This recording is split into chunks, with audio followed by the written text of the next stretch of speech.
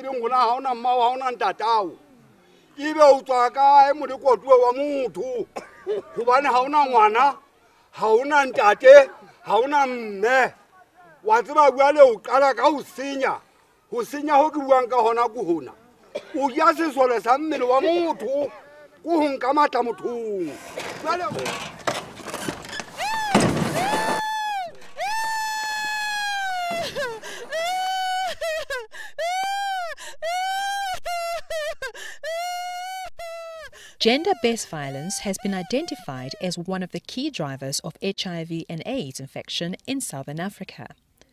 The historical and cultural beliefs that reinforce men as a dominant force in both family and society continue to perpetuate power imbalances that fuel violence against women and girls, increasing their vulnerability to HIV.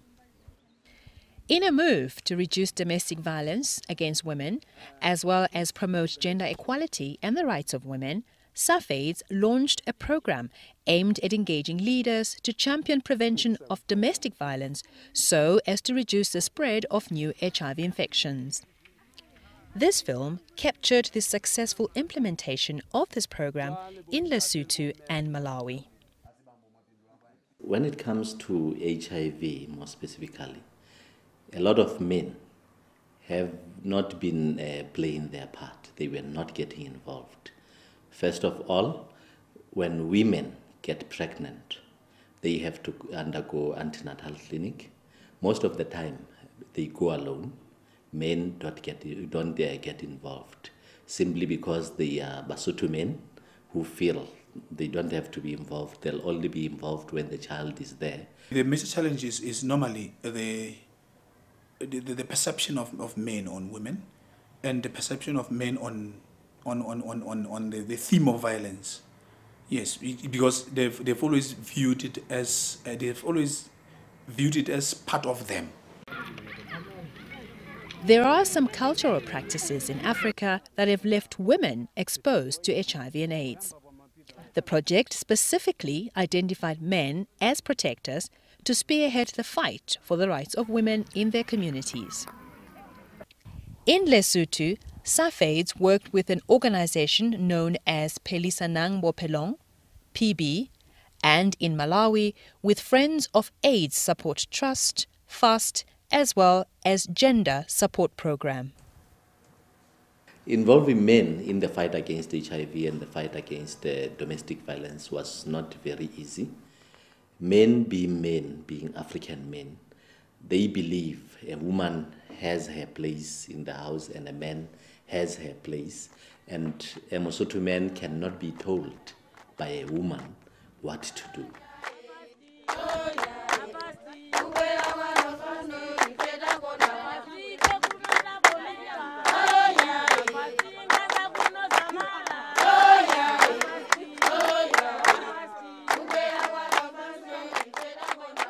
The way we introduced this project was just unique. Because what we did first was like to call upon all traditional leaders in this area, conduct a dialogue with them.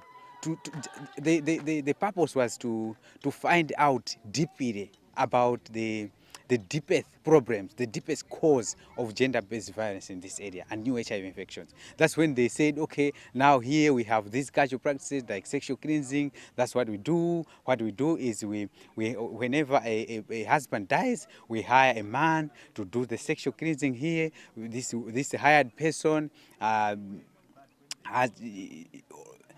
is supposed to sleep with the bereaved, I mean the widow, and you see all those things. That's when we realize that, okay, because now what should we do if these traditional leaders are saying this? What we did was to ask them, okay, this is the cultural practice, and you have seen with our conversations, you have realized that this cultural practice is promoting gender-based violence, is promoting new HIV infections. Do you have any way? Can you please think of any way how best can this cultural practice be done so that we protect women and young girls in this community?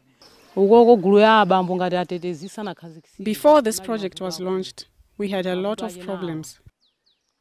For example, men used to beat up women. If someone lost their husband, for example, if my husband died, they would find another man for you.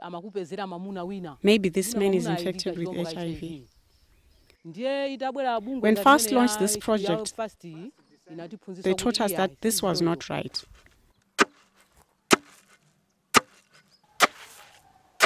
When my child passed away, the villagers arranged a man to sleep with me so as to sexually cleanse my home.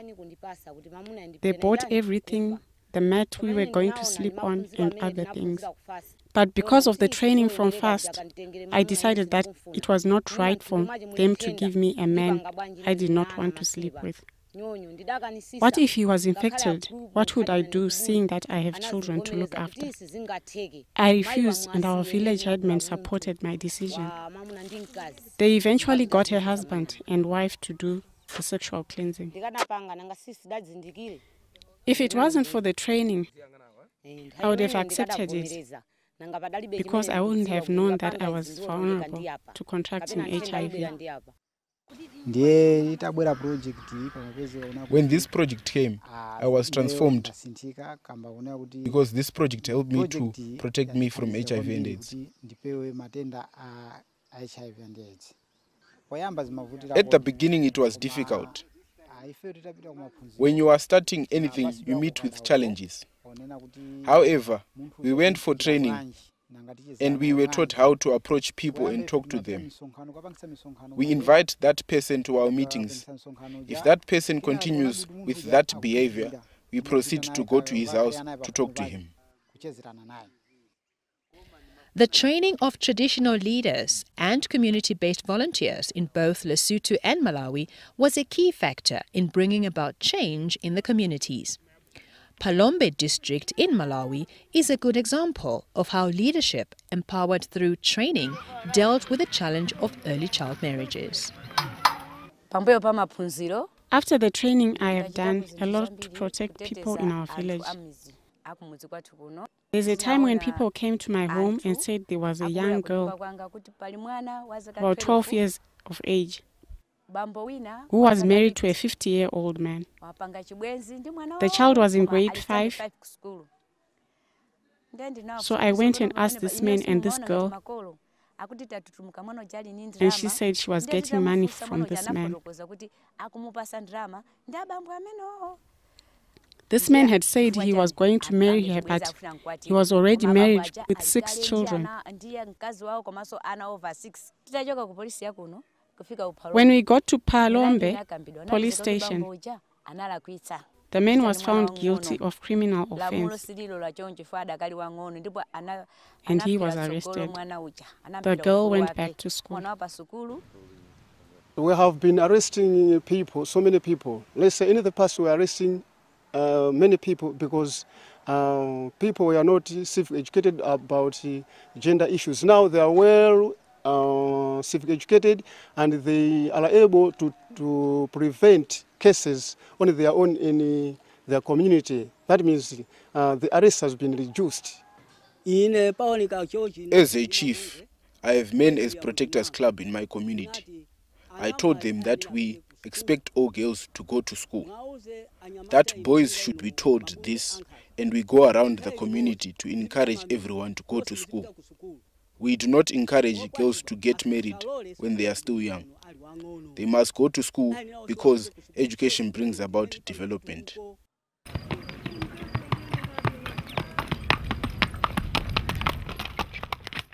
Harmful cultural practices have also been dealt with effectively as a result of traditional leaders championing change.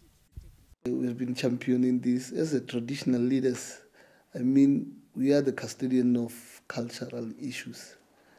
There were practices which has been used before from our forefathers and those who came after.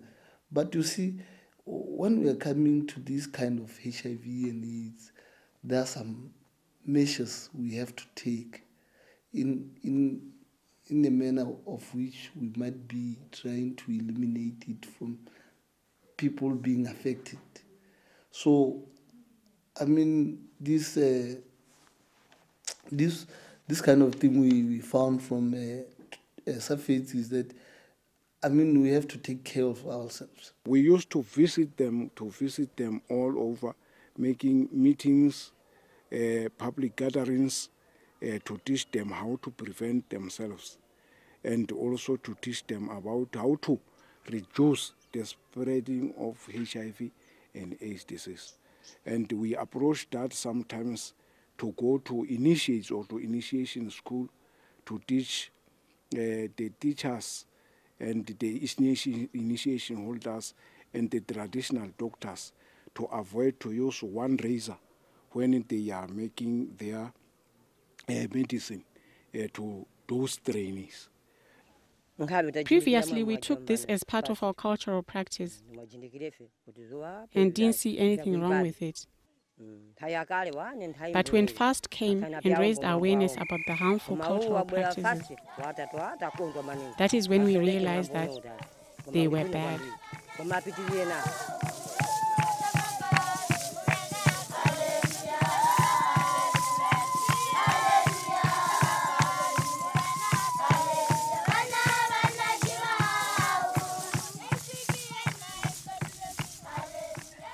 The training of leaders also focused on promoting women's rights through community dialogues. During our trainings, when we train them on these issues, we actually hammer a lot on issues of human rights. The men now understand that they have rights and women have rights too as human beings. So they are equal before the law, they are equal before God, and therefore they understand that you cannot ill-treat somebody simply because you are a man. You have to respect their rights. So that actually empowered women, because women who were scared of talking to their husbands because they are men, they now understand that we can sit down and talk to my man. In order to, promote gender equality as our mandate, this project has helped us to have, discussions with men, and they have come to understand that women are human beings as well, and they have the same equal rights with men. So that has made them to change their attitudes. They find that all those things that they believed to be women's, tasks, they now feel they can take part in the day-to-day duties in the home.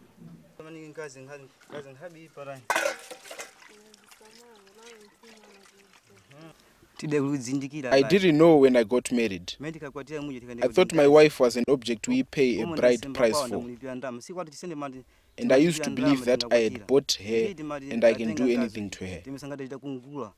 When I joined the club, I was told that a woman is just like a man. You can do the same work as she does. When I am sick, my wife helps me. When she is sick, I also help her. Previously, if I asked him to cook, he would refuse. These days he cooks. The fighting was also stopped. We are now a role model in the community. So, what was it about the implementation of men as protectors that made it so successful in these two countries?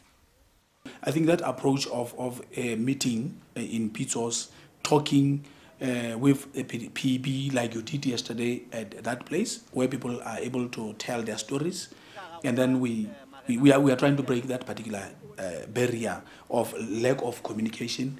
There has to be dialogue, continuous dialogue that will help, unravel some things that really inhibit the progress of diminishing domestic violence. What made it effective, in my opinion, and successful is that we have been able to draw men into the program, which is something that was not happening before. We have been able to make men understand HIV better. We have made them understand that their women are partners. Therefore, they shouldn't ill-treat them. We have made them understand that they still have their power. I really attribute this wonderful job to my village leaders, my traditional leaders. They have done a recommendable job, especially by accepting to modify the harmful cultural practices, sexual cleansing, kupita kufa. Yeah, I really attribute this good job to them. It has worked so well because the project involved the communities themselves. First, and the rest of us stakeholders, they were just facilitators within the communities. So the project is owned by the community and accepted by the community. Working with stakeholders who made up the referral system also contributed to the overall success of this program. Previously, what we always expect is when we go out there fighting gender-based violence, we leave out the referral systems in their offices. But when the woman is facing gender-based violence, is rushing to police, rushing to hospital, now that is the first interaction they may get with the referral system. The referral system which we refer here is the health, the police, victim support unit, the traditional leaders, the church leaders, and even the courts. This approach will really help the reduction of gender-based violence in the homes. And again, will also help to reducing the infection of the spread of HIV/AIDS among women and girls. I think the increasing of people who are referred from the community to our facilities to get services, I think it's increasing simply because they are getting messages from this project. We have seen women giving testimonies about the coming of gender support project. And we have seen here at the Health Center, number of cases on rape goes down because we're working hand in hand with the police. Women now understand that they have rights. It is not like the past when we used to wait for a man to come from the mines so that they make decisions. For example, he would arrive on Saturday, the next Sunday, he would tell me as a wife that I am selling these cattle. I am thankful for this program because now my husband is very helpful at home. We can do this and that. He is a man who would not do anything or help me with anything.